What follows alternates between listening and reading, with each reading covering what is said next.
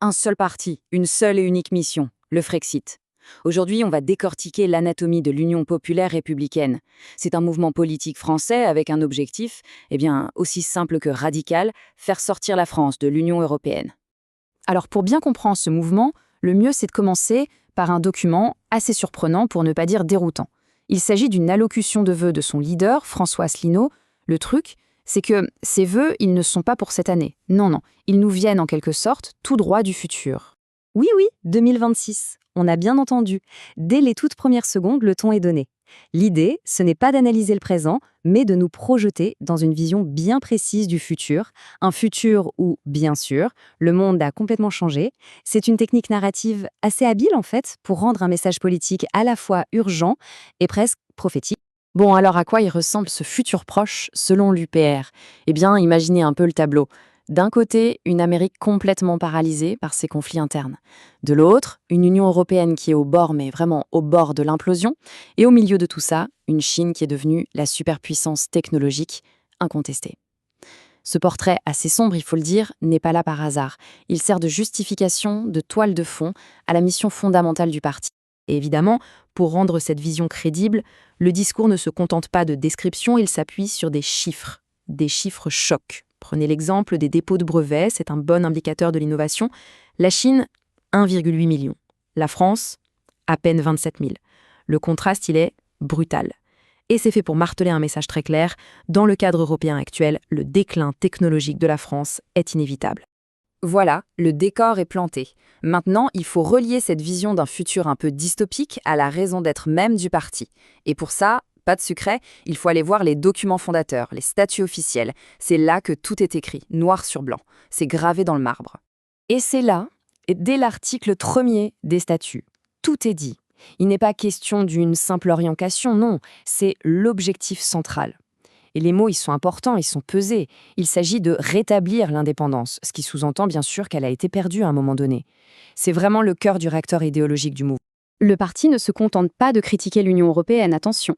Il la rejette fondamentalement. Dans les statuts, les termes sont forts. On parle d'utopie funeste, de structure politiquement dictatoriale.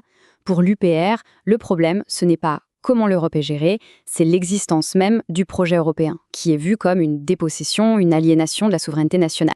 D'accord, mais comment on fait concrètement ?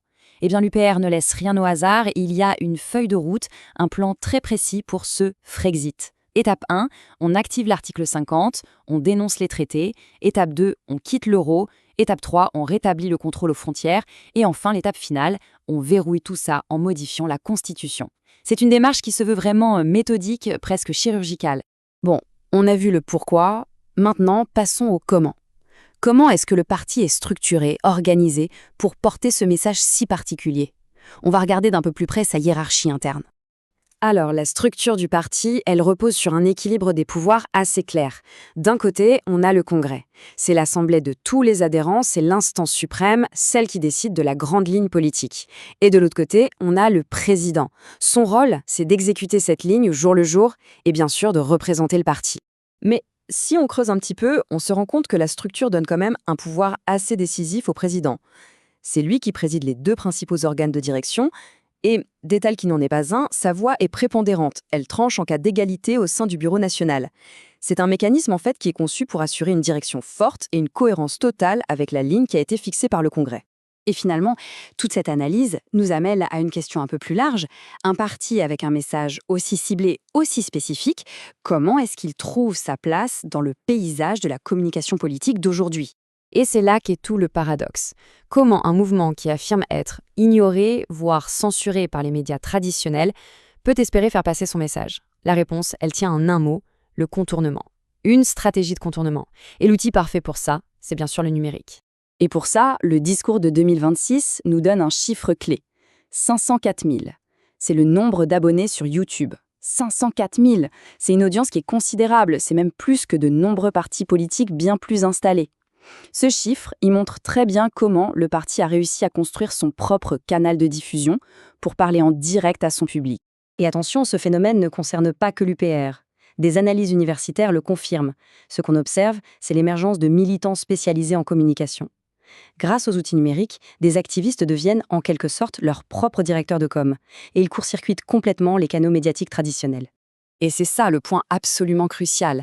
L'UPR est un bon exemple d'un modèle où la communication n'est plus l'affaire d'agences spécialisées, mais où elle est maîtrisée en interne par les militants eux-mêmes. Le numérique leur a simplement donné les outils pour parler directement aux gens, sans passer par le filtre des médias.